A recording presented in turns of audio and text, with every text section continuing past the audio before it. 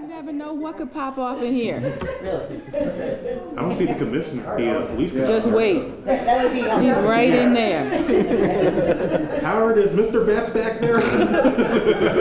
Just you wait. All right, I'll start. Some in Annapolis are saying we should disband the school police force.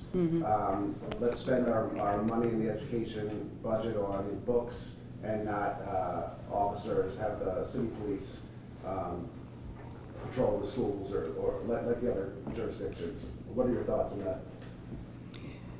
I haven't seen a full presentation about it. So what I will say is, I don't know where that funding source is coming. So is the proposal to, instead of spending the money on the school police, divert that money into the classroom and then have the city supplement with additional police funds? That's my understanding, yes. It just, you can't play fast and loose with the budget like that. I mean, we plan the budget year after year, and that type of expense on a whim just doesn't make sense to me. Again, I haven't seen the full proposal. I'd like to take a look at the full proposal. I would say that type of budgetary increase for the police department was not contemplated as we developed this year's budget or next year's budget. Is your daughter in a school that has an armed officer? I do not know. The I mean, I do know what school she attends. I do not know if there's an armed officer. when you testified in Annapolis, you encountered some resistance to the proposed legislation.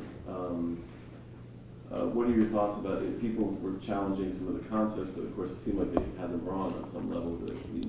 The idea that this was a due process issue. But what are your thoughts about your testimony there and the reaction to it? You want me to grade my testimony? Yes. I mean, I've done worse. I've done better. I thought it was decent. Do you think there's resistance in that committee to the idea, or do you think? No, listen, this is what I will say is you understand the legislative process. You understand. I know that when you have an initial hearing, sometimes the actual language and intent and purpose of the legislation can be misunderstood. That's why you have the hearing, so you can follow up with the legislators that had the question, so you can make sure that they understand exactly what you're doing, exactly what the language says, exactly what the bill is intended to do. I mean, this is a process, and I think as a first public legislative step, it was a decent step forward. There was one gentleman who testified yesterday from Anne Arundel County who said that your bill doesn't go far enough. For example, it doesn't do anything about the so-called 10-day rule. Do you feel that, and there's another bill on the Senate side from Senator Gladden that would address that as well as what you're looking to do. Could you see the two bills coming together, or would you support further, why didn't you, in your bill, address the 10-day rule? I had my team take a look at the Law Enforcement Officers Bill of Rights.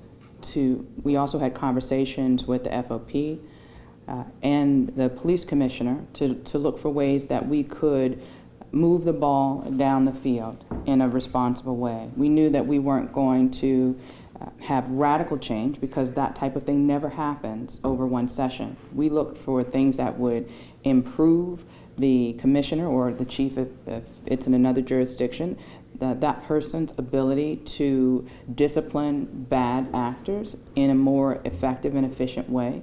We looked for ways, based on the feedback that I got from communities, to level the playing field and to do what we could in this session to improve trust. And that's the legislation that we put forward. Does your team feel that addressing the so-called 10-day rule would be too aggressive or too radical at this point? I think real change happens over time. When you talk about things like the Law Enforcement Officers Bill of Rights, I think this is the right first steps. It should be noted that 2 days ago you particularly said that the black community has turned a blind eye to black on black violence for so long. And yesterday you were in Annapolis discussing, actually, can you come back to me? My battery just died. Okay. Sure. Mayor, Councilmember Clark is calling for hearing to examine the status of city staff. She said that I didn't hear what you said. Councilwoman Clark is calling for a hearing. I heard that, and then you put your head down and I missed what you said. Let me read what she said. Okay. So I have it up here. All right. She's concerned about the status of what she read in her Sunday story. She said the process has worked well, but it needs to be consistent and impact. Councilmember Scott said it was discouraging to hear that meetings aren't being held on a regular basis as they were. Do you have a reaction to that? Can you share your vision for city staff? First, I just need to understand, she said if it's not consistent, it's not what? She said that the city staff process has worked well, but it needs to be consistent and have impact. So I think that's where I'll start with the disagreement. I think, yes, it did work well, but it wasn't perfect. And city stat should not and cannot be static.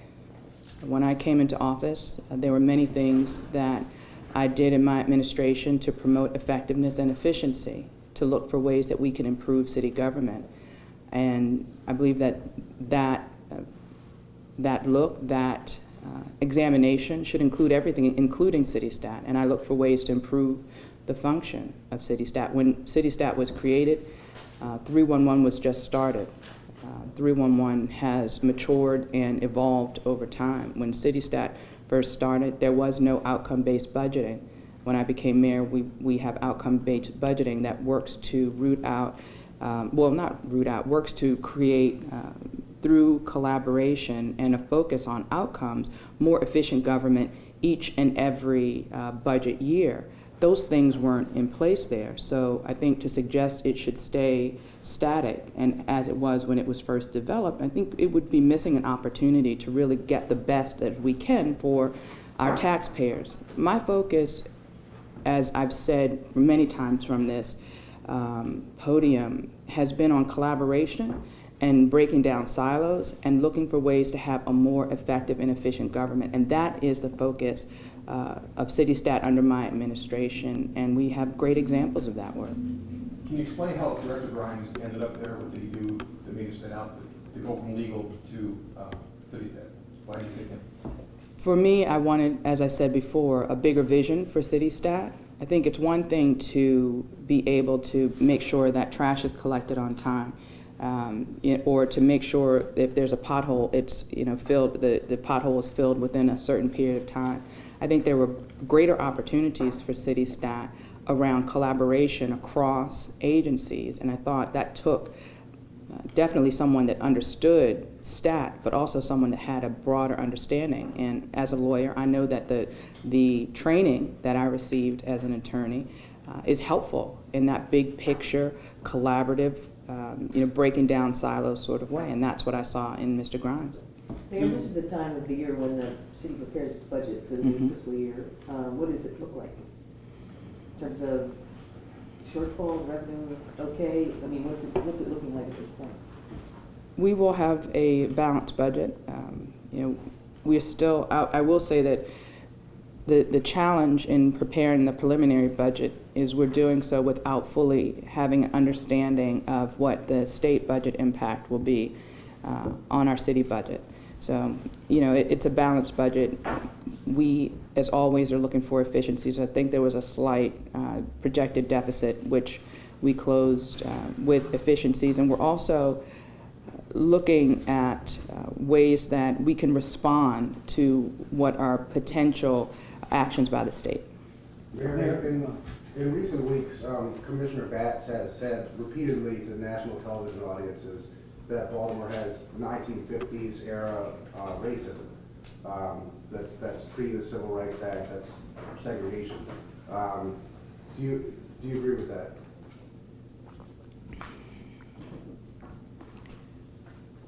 I think Baltimore, like many other cities,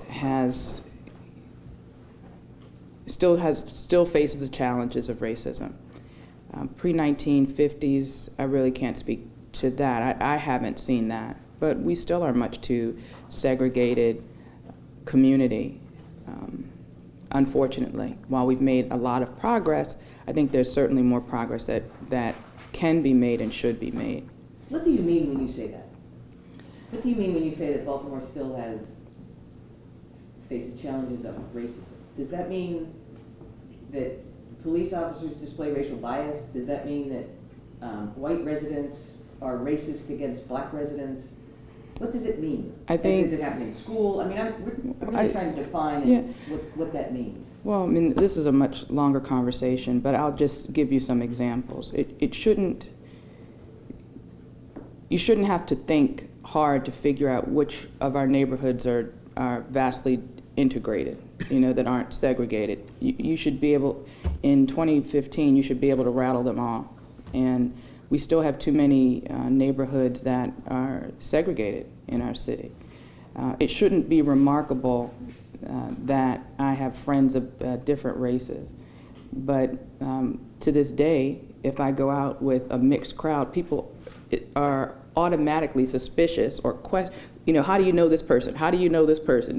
We have a long way to go. Mayor, on Monday, you brought up the continuing efforts to drop property taxes. Mm-hmm. Do you ever foresee a day in Baltimore's future that it will drop property taxes to the point that it'll no longer need subsidies for large-scale development, a la Harbor Point? That's certainly the goal. The more we do to consistently and responsibly reduce property taxes and responsibly and judiciously use incentives, you can see the growth that results. We have economic growth, we have population growth, and that puts us on a better fiscal path for the future. And when that happens, you make Baltimore a more competitive environment for investment. And I do foresee in the future a time when we wouldn't have to look for those incentives, and that is my goal in growing the city, to have a more healthy and a more robust economy citywide. Mayor, there's now two people who have announced their intention to run for the U.S. Senate seat being vacated by Barbara Mikulski, both from the Washington suburbs. Does that have any effect on your decision, considering that Mikulski was from the Baltimore region? Does that have any effect on, say that again? Well, does it have any effect? I mean, what could be in play here is that Baltimore loses a very powerful representative, a very strong voice for the Baltimore region. And there's been an awful lot of loss of that. And I'll say this, the decision for me is a very personal one. Again, I'll say that I was humbled and extremely flattered that when someone I consider a legend walking among us, Senator Mikulski, announced her retirement, that my name immediately on the local scene, on the statewide scene, on the national scene, has been mentioned as a potential successor. It is amazing for me and very humbling. I know that because of the hard work that I've done in Baltimore, the hard work that we've done moving the city forward, I'm seen as someone who has a record of being able to get very tough things done, bringing people together to get those things done. And I also know that when people look at Washington, they don't see that. They see a lot of debate, they see a lot of posturing, and a lot of inaction. And I'm not known for any of those things. So I'm sure in some circles that seems refreshing and something that would be a benefit in Washington, D.C. I'll say as well that whoever else is in the race is really not, I'm not really thinking about that. It's a personal decision because I really love what I do. I feel blessed every day to be able to make a difference in the lives of the people of Baltimore. I get to see the impact of the work that I'm having, the work that my team is having. And I don't know if that's something that I want to give up because the work that is done in Congress doesn't have immediate impact. You don't get to, it's not as hands-on. And I don't know if I would be using my skills to the highest and best purpose. That's the decision I have to make, especially when I know that there are so many communities in Baltimore that I believe still need my help. Yes, we've made progress, but I'm very busy, doing the work that I love to do every day. Last So question. back in the Monday during your State of the City address, you made a call for the black community to address black-on-black crime, particularly homicides. Yesterday, you were in Annapolis addressing police misconduct reform. How do you balance the two as a leader? I don't know if it's a balance in the sense they're both important issues, and just like I have to do with every other priority item in my administration, you have to be able to, I guess I've described it as juggle and jog at the same time. You have to make progress and you have to juggle a lot of priorities. Just like the question I had earlier about the impact of race and racism on our community, I'm always looking for ways to make sure that the ugly face of racism doesn't raise its head in the policies and the procedures that we have in the city, and look for ways to improve our service delivery.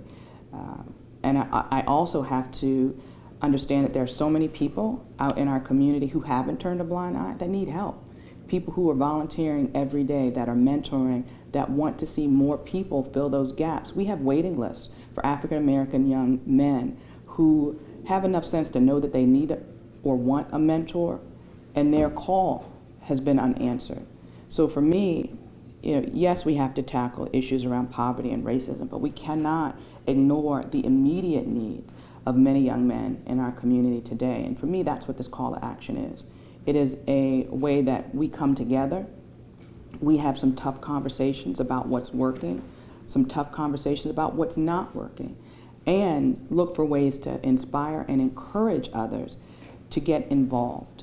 I think there's so much that's being left on the table because people haven't been asked. And what I'm doing is making that ask in a very specific way. Come work with us. Use whatever gifts and talents that you have to help make our community better. While I think that call to action has been misunderstood by some in the community as my attempt to blame our community for the problem, I had no such intent. It was a very, very sincere ask for help. How can we work together better to tackle this issue that we all care about? We might not solve the problems of racism and poverty by the end of the month, but by the end of the month, if we want to, we can close that waiting list of young men who want and need a responsible adult in their life. We can make progress there, and that's what this call to action is about. On the flip side, what do you say to people who, they said, well, as you stated, they're accusing you of blaming the community, but some of them also say you're not really serious about police reform. What do you say to those critics? I would say that my track record speaks differently, and I did the best I could to use language that would convey my heart, and my heart is in a place that is desperately seeking something different for our community, and I hope that my message resonated with those who have that same spirit. We're not going to solve all of society's problems, but we have real issues that we can tackle today and tomorrow, and to help address those issues. I wouldn't, if the issues of poverty didn't resonate with me, I wouldn't have worked so hard on education reform. I know that educational excellence and education opportunities are the key for so many to move themselves and their families out of poverty. I wouldn't work so hard to try to employ the hardest to employ in our city, because I know that when we do that, we can stop that cycle of poverty. But that takes time. And while we are toiling to rid our community of those ills, we also have some real work to do to save this generation, and that's what this call is. And I hope you understand that I've been generous in taking a second question after I said it was my last, and that's going to be my last. Thank you very much. Thank you.